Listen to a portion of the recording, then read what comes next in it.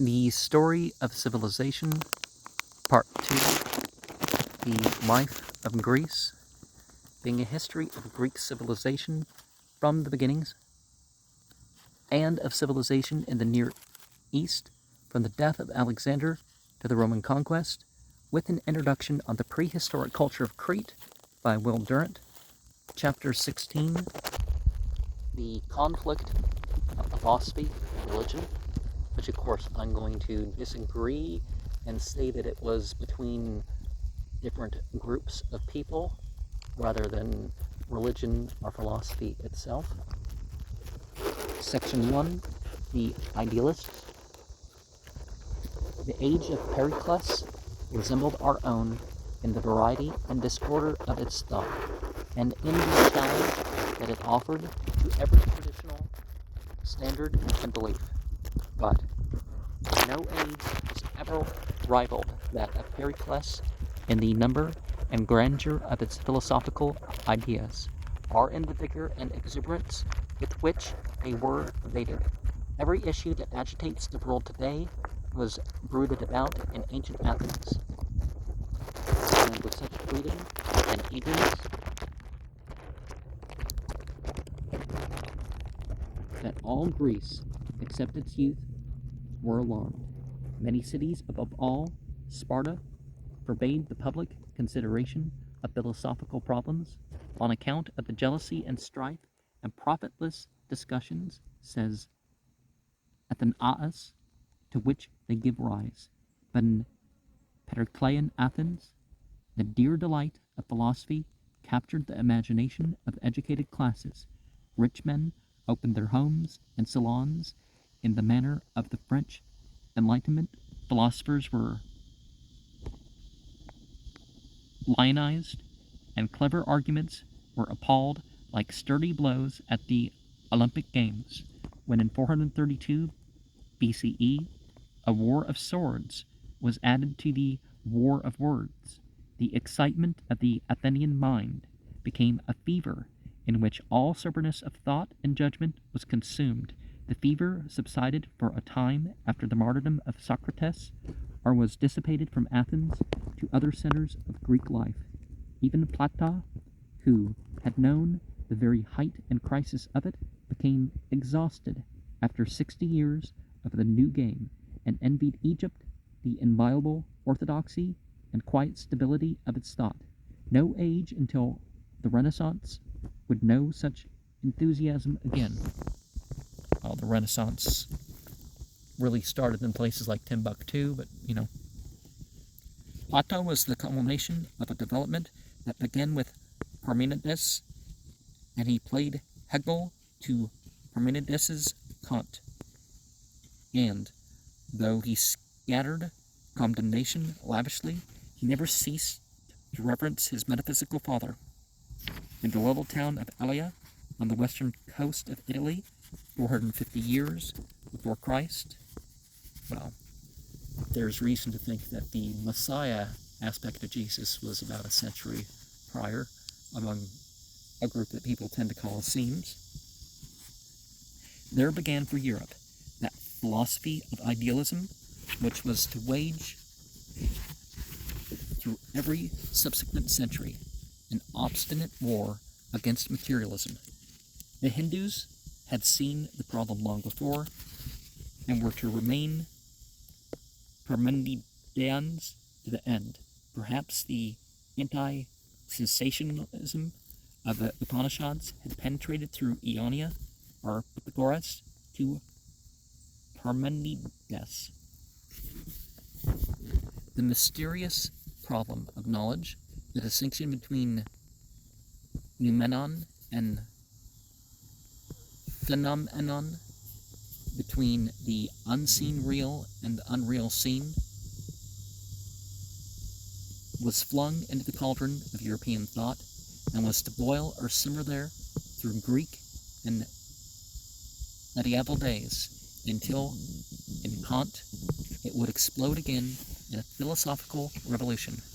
As Kant was awakened by Hume, so Parmenides was aroused to philosophy by Xenophanes. Perhaps his was one of many minds stirred by Xenophanes' declaration that the gods were myths. Well, the mention of them were myths, but myths and untruth weren't the same thing in Greek language. And the biblical usage of the term myth, again, doesn't go in that direction.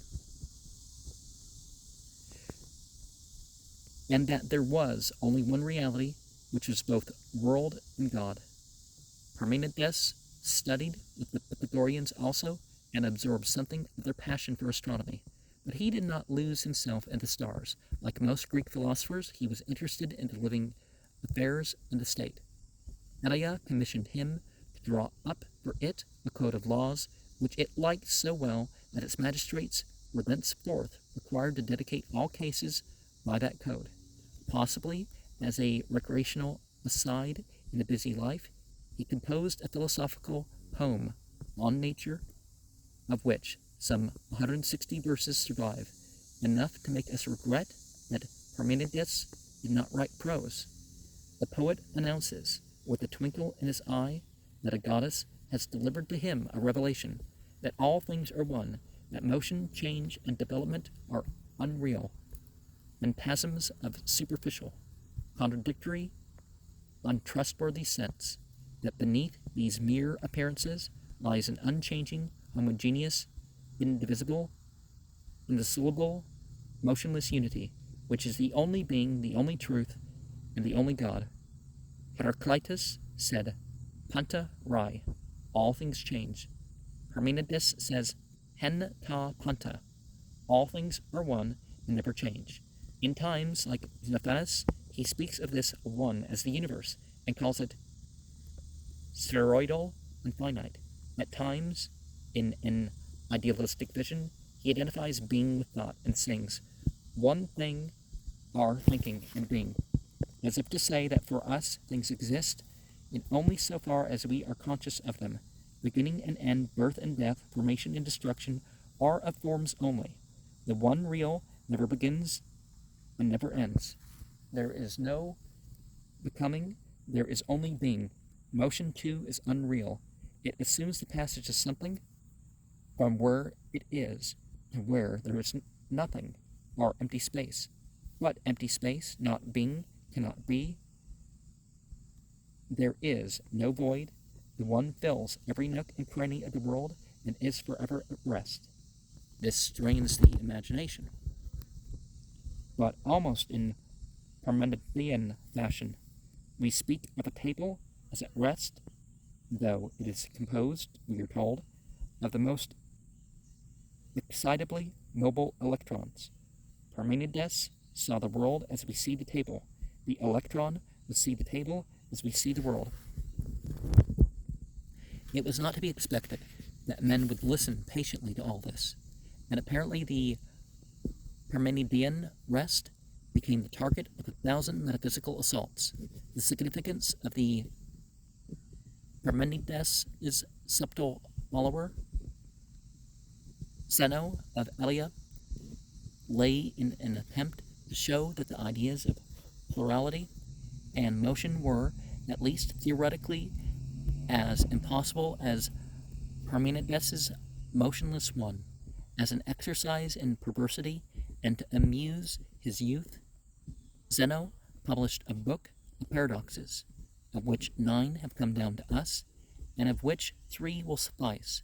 First, said Zeno, any body, in order to move to point A, must reach B. The middle of its course toward A. To arrive at B, it must reach C, the middle of its course toward B, and so on to infinity, since an infinity of time would be required for this infinite series of motions. The motion of any body to any point is impossible in a finite time. Second, as a variant of the first, swift-footed Achilles can never overtake the illusory tortoise. For as often as Achilles reaches the point which the tortoise occupied, in that same moment the tortoise has really moved beyond that point. Third, a flying arrow is really at rest, for at any moment of its flight it is at Only one point in space, that is motionless. Its motion, however actual to the senses, is logically, metaphysically unreal.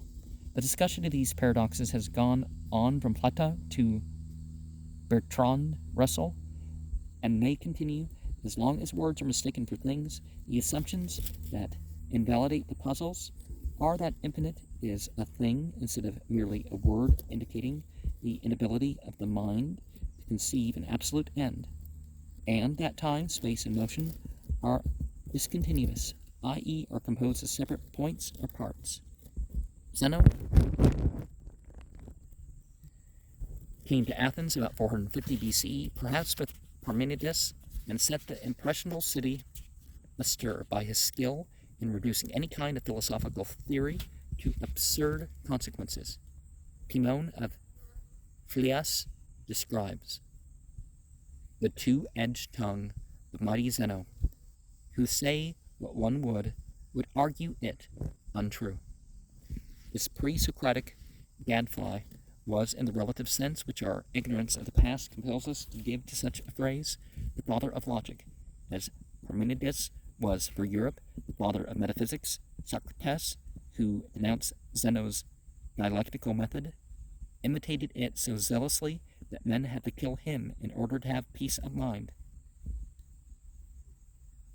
Zeno's influence upon the skeptical sophists was decisive, and in the end it was his skepticism that triumphed in Perhau and Crinaetus. In his old age, having become a man of great wisdom and learning, he complained that the philosophers had taken too seriously the intellectual pranks of his youth. His final escapade was more fatal to him. He joined in an attempt to depose the tyrant Nearchus at Elea, and was foiled and arrested and tortured and killed. He bore his sufferings bravely, as if to associate his name so soon with the Stoic philosophy.